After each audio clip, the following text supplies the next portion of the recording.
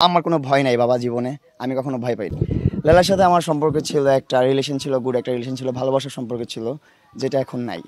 চলেই আসছি, কিন্তু বিষয় হচ্ছে এইগুলো আর গভীরে না যায়। বিষয় হচ্ছে ওর মতন আমি আমার মতন থাকবো, এটাই এখন ফাইনাল কথা। এটা ওর সাথে প্রায় 3 বছর পরিচয়। ওর 21 সালের আগেও 18 সাল থেকে কিন্তু আমার ফ্যামিলিটা আমি নিজেই রান করছি। তখন তো ওর সাথে পরিচয় ছিল না, তাহলে ও কিভাবে আমার আর্থিক সহযোগিতা করছে? তখন তখন তো আমি নিজের যোগ্যতায় চলছি। চুক্তি তেমন কিছু না, আরো অনেক কিছু আছে যেগুলো রিভিল করবো আস্তে আস্তে, এখন না, এখন সবকিছু বলার সময় না। যেহেতু ওর দিক থেকে হোল্ড আছে, আমি আমার দিকে হোল্ড থাকি, কাউকে ছোট করা ভালো না বা ঠিক না। ওর ছোট বড় করার মতন তেমন কিছু নাই, ওর মতন থাকুক, আমি আমার মতো থাকি, এইটাই। এখন হচ্ছে যে আমি আমার মতো কন্টেন্ট করবো, ওর মতো কন্টেন্ট করবে। ও আলাদা, আমি আলাদা, একসাথে কখনো কাজ করব এটা আমি ভাবতেছি না।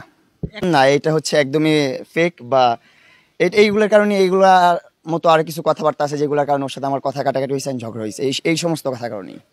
অ্যান্ড আমার লাইকিতে পেমেন্ট আসছে আপনার একবার 3 লাখ, 2.5 লাখ, 1.5 লাখ, 60,000। ওর সাথে যখন ফার্স্ট পরিচয় হয়েছে যেদিন, সেই দিনও আমার 60,000 পেমেন্ট আসছে। মানে লাইকিতে একটা পেমেন্টের সিস্টেম আছে, অ্যান্ড ওইখানে আমি ছিলাম। আমি লাইকির একটা টপ ক্রিয়েটর ছিলাম, বাংলাদেশের সর্বপ্রথম 10 মিলিয়ন ফলোয়ার হিট করছি আমি, প্রিন্স মামুন। এটা কেউ করতে পারে না আমার আগে, আমি প্রথম করছি। এখনও অনেক মানুষ করছে, কিন্তু আমি সর্বপ্রথম করছি। অ্যান্ড আমার একটা দাপট ছিল শর্ট প্ল্যাটফর্মে, ইনশাল্লাহ আগামীতে থাকবে, এখনও আছে। সর্বমোট ও 4 বছরে আমার পিছনে প্রায় 15-20 লাখ টাকা স্পেন্ড করছে, এইটা আমি বলি। আপনি কি কারণ একটা গাড়ি কিনেছিল 12 লাখ টাকা দিয়ে, সেটা অবশ্য এখন নেই, কিন্তু সেটা 8 লাখ টাকা বিক্রি করছেন? না, আর একটু কমে। আচ্ছা, মানে আপনি কি দিয়েছিলেন তাকে? আমি আমার দিক থেকে দেওয়ার মতো, আমি ওকে একটা, যাই, আমি মেটেরিয়ালস বলতে চাই না, আমি একটা কিছু দিয়েছি ওকে, অনেক কিছুই দিয়েছি, ছোট ছোট অনেক কিছু দিয়েছি। অ্যান্ড এগুলা বলতে চাই না আমি সামনে এসে, ক্যামেরার সামনে এসে, কখনোই না। ধার না, ও কখন ওর সাথে কখন আমার ধার বা শোধ এগুলার সম্পর্ক চলে না। ওরে যা দেয় আমি একবারে দিয়ে দিই, ও আমাকে যা দেয় একবারে দিয়ে দেয়, এগুলোর মধ্যে কোনো কিছু নাই, কিন্তু নাই কোনো আমাদের মধ্যে। এইগুলো লাইলা করতেছে কারণ ওর কাছে, ওর মোবাইলে আগের যে কন্টেন্টগুলো ছিল, যে ক্লিপগুলো ছিল, ওইগুলো আপলোড করতেছে। আসলে ও তো এক্সট্রা করে কন্টেন্ট করে না, আমি থাকলেই কন্টেন্ট করা হইতো, আমি ছাড়া তো ওর কন্টেন্ট নাই।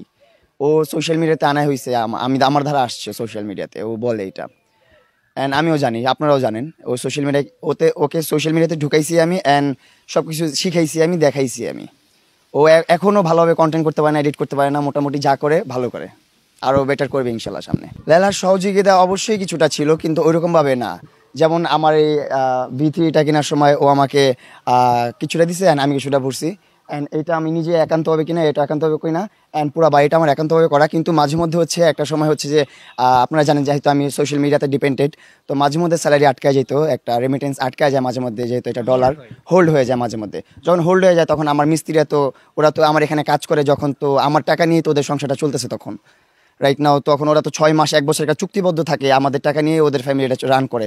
তো ওই টাইমটাতে যখন আমার টাকাটা হোল্ড হয়ে গেছে, তখন আমি লালার কাছ থেকে এই 1 মাসের যে পেমেন্টটা সেটা নিয়ে নিয়েছিলাম, বা এই যে মিস্ত্রিদেরকে যতটুকু দিতে হবে সেটা আমি চাইছিলাম, লালাকে বলছিলাম, দেন লালা আমাকে হেল্প করছিল ওইটা, এরকমই। কিন্তু পুরো বাড়িটা আমার আর্নিংই করা। গ্রাম খারাপ লাগার মতো কিছু নেই, গ্রামে আসলে অন্যরকম একটা ভালো লাগা কাজ করে। গ্রামের যে আবহাওয়া, যে বাতাস, তারপর পিওর ভেজিটেবল, এগুলো খাইতেই অনেক ভালো লাগে। অ্যান্ড হচ্ছে যে গোবরের যে ঘ্রাণটা, এটাই সবচেয়ে বেশি ভালো লাগে। গ্রামে আসার পর গোবরের একটা ঘ্রাণ আসে, স্মেল আসে, ফিল হয়, অনেক ভালো লাগে। আমার জন্মই ঢাকাতে, আমি গ্রামে আসলে ছোট থেকে বড় হই নাই, তাই অনেককে আমি চিনি না। আমার আত্মীয় স্বজন অনেকে আছে, আমার অনেক জ্যাঠা আছে, কাকা আছে, বা ফুপু আছে, তাদেরকে আমি চিনতে পারি না।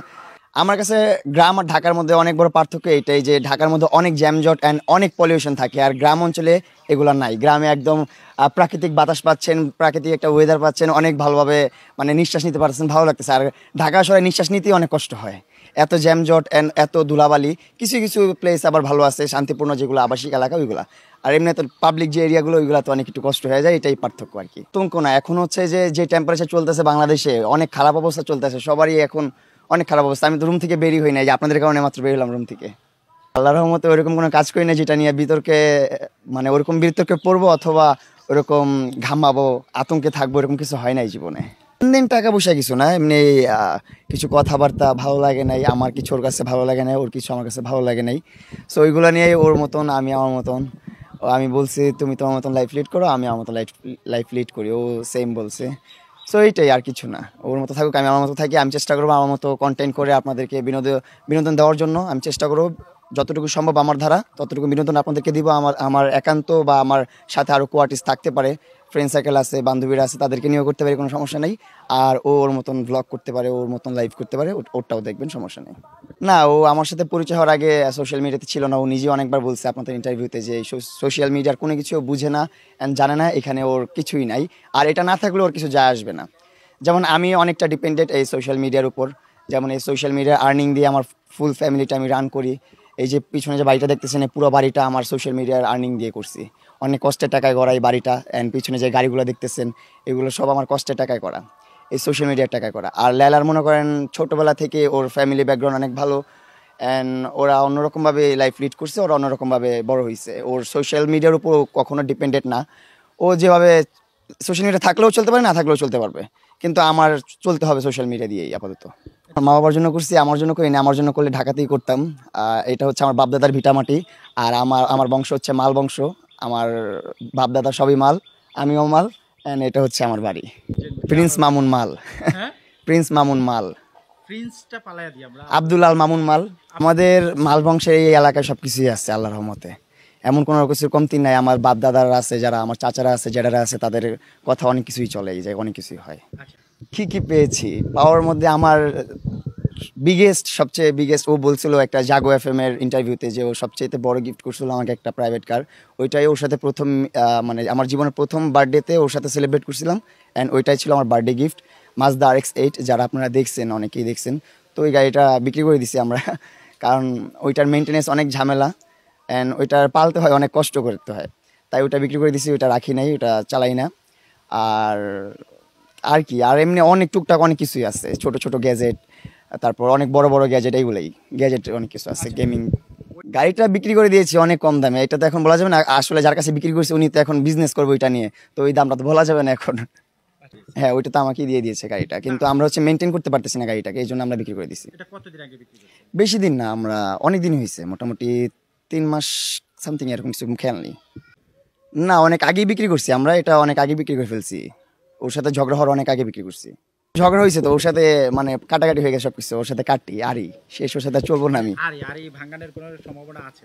না, আমার দিক থেকে আর আমার সম্ভাবনা নাই যে আমি ওর সাথে আর চলাফেরা করবো বা কিছু করব, আমার ইচ্ছা নাই আর। মানুষের কথার কারণে আমি কখনো পিছিয়ে ফিরে আসার মানুষ না, কারণ আমি 2018 থেকে স্ট্রাগল করতেছি, অ্যান্ড লেলার সাথে পরিচয় আমার 2021 সালে। এখন কাজ করতেছি না, কারণ আমার অনেক ঠান্ডা লাগছে, দেখতেছেন আমি কথা বলতে পারতেছি না, অনেক ঠান্ডা লাগছে, অনেক অসুস্থ ছিলাম, অনেক সিক ছিলাম, এই জন্যই সরে আসছি। প্লাস একটু কি বলে, আমার যে চলাফেরার জায়গাটা ওটা চেঞ্জ করে ফেলছি, যার সাথে ছিলাম তাকে চেঞ্জ করে ফেলছি, সব কিছু একটু উলটপালট হয়ে গেছে, সব কিছু একটু স্টেবল হওয়ার পরে আবার কাজ শুরু করবো আমি।